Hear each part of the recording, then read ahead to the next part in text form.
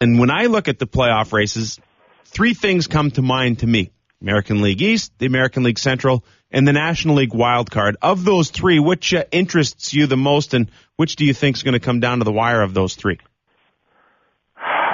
Boy, they're all so wonderful, and it is this is what I say when I'm searching for a perfect answer. By the way, my favorite thing about baseball is pennant races, by far. I just think it's so incredibly exciting. Just as a fan, even when my team isn't involved, and my team hasn't been involved in a long time. It's just so much fun. I think that the AL East, even if the Yankees still on paper big favorites, just the fact that it's come down to this point with three teams battling, including a team that a month and a half ago looked like a mortal lock to win the division. I think that's fantastic. But I really love the American League Wild Card, same teams, and the National League Wild Card. I think it's going to be great as well, with three or four teams fighting for two spots. Does Pittsburgh have any hope? I mean, there was so much talk about the Pittsburgh Pirates in the year Andrew McCutchen was having. He's cooled down a little bit. They did make a couple of additions with Wandy Rodriguez and Travis Snyder, but that club has cooled off, and you have to feel that St. Louis probably has one push left in them. I mean, is Pittsburgh on the outside looking in right now? They are. They're going to have to defy the odds, no question. They probably have, roughly speaking, a 1 in 5 chance, which is not good, but it's a heck of a lot better than we would have given them 5 months ago. If I'm a Pirates fan, I'm pretty thrilled to be 1.5 games behind the Cardinals right now.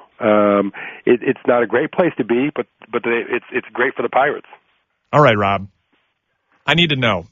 I need you to go into your bag of statistical sorcery and tell me how in the world are the Baltimore Orioles doing what they're doing? Well, it comes down to one thing, more than any other. And it's a simple thing. The Orioles are 24-7 in one-run games. Now, a lot of people might think, oh, well, that's really good, but it's not that difficult for a good team to do really well in close games. It's really difficult for any team, good, bad, middle, to go 24-7 in one-run games.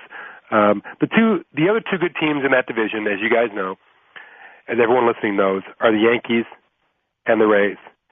Both of them have losing records in one-run games this season. The Tigers have a losing record in one-run games.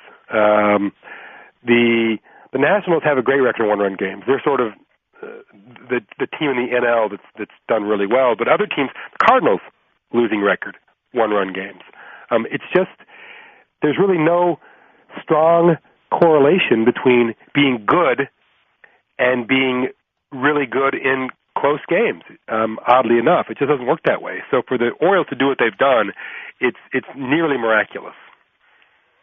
So do you think that the Yankees, when they lost Mariano Rivera, really damaged their one-run game winning potentials? Not really. If you go back and look, the Yankees have not fared particularly well in one-run games over the years, even with Rivera. What having Rivera allows you to do is, yes, win a lot of one-run games, but also win a lot of two-run games, a lot of three-run games. Typically, good bullpens they help you a little bit in one-run games, but what they really do is they help you stay close, and yes, also win the close ones. But it's an odd thing, I know. But a good bullpen, leaving closers aside in particular, a good bullpen might just help you lose a lot of one-run games. Say you're down 4-3 in the eighth. If you have a great bullpen, you keep that 4-3 score, but you don't necessarily win. It's the biggest factor by far in one-run results is luck. The second factor is the bullpen, but it's a much, much smaller factor. And the Orioles bullpen, to their credit, has been outstanding this season. Rob, just want to switch gears a little bit. Not only are we talking playoffs at this time of year, but we're also talking about managers. And, the one thing you can't get away from every morning, you get up and you look at the internet or you read the paper, it's Bobby Valentine. Does he make it through the rest of this year, even with this latest incident? I think that's up to him, and by which I mean if he gets the sense or the word that he will not be back next year, he might just tender his resignation. That often happens. Managers will sometimes quit with 3 or 4 games left in the season, just because they don't really feel like being around for that sort of in the funereal atmosphere when everybody knows that he's gone. If the Red Sox make any commitment to him behind the scenes, presumably, that they want him back next year, I could see him finishing out the season. But I can also certainly say, I don't think they're going to fire him because it would look so bad at this point, unless things just get completely out of control. And with only 4 weeks left, I don't think that's likely. Yeah, we all don't think it's likely, but every morning you wake up, there seems to be something going on. On that same topic of managers, any other guys, be it from Terry Collins or Manny Acta, that you might see have their managerial tenures come to an end by the end of this season? Ozzie Guillen. I'm voting for Ozzie Guillen here. Come on. Give me something. I don't think Ozzie will be gone. I think it would look bad if they fired him after one season. I think he's got probably a 3-year deal. I'd have to check that. But as many things have gone wrong.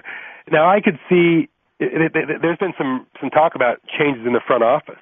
And if that happens, then you could theoretically imagine Guillen being gone as well. But I don't think he's going to take the fall for what happened to the Marlins. I could be wrong about that. But, really, since the that early season flap about Fidel Castro, you really haven't seen him in the news that much. It's been a relatively sedate season for him. They just had so many player issues and injuries that I don't think he's going to be held accountable for what's certainly one of the more disappointing seasons in baseball. All right, I'm going to go back to the West Coast now. I want to talk about the Dodgers. Because the Dodgers said that they wanted to be the Yankees of the West Coast, and they're looking like the Marlins of the West Coast right now. Big bloated contracts, not getting the job done. Can you give me some insight into why they are not succeeding? Well, first of all the big Beckett and Gonzalez, the big names they got from the Red Sox, obviously, really haven't been around long enough to affect a big change in the Dodgers' fortunes. It could have happened. Sure, they could have both been amazing for a week, and the Dodgers could have won every game, but that's a tall order. They're better with Beckett and Gonzalez than without them, but two players just generally won't make a big difference over the course of a week or two. The rest of the guys just haven't played all that well. It didn't help losing Chad Billingsley, who was pitching so well before he went down with the elbow injury. I think the Dodgers are still a decent bet. We talked about the Cardinals and the Pirates earlier.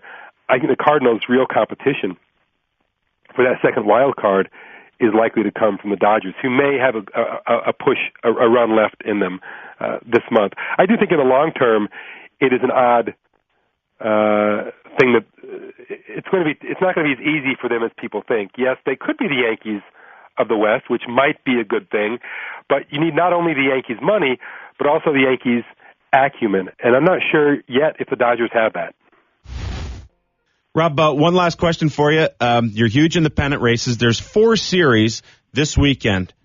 I want you to pick the one that you're going to be most glued to. You got New York at Baltimore, Texas at Tampa, Detroit at the Angels, or L.A. and San Fran. Which of those 4 series will you be most glued to this weekend?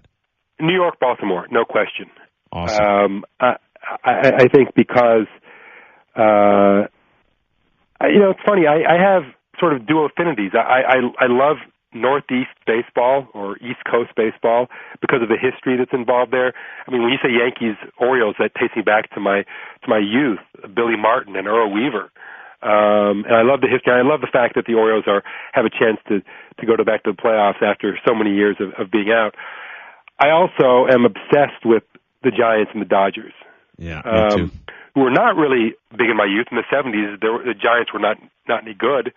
But when I think Giants-Dodgers, I think about Ebbets Field and the Polo Grounds, and then the early 60s with the great pennant races that those two teams had after they moved out west.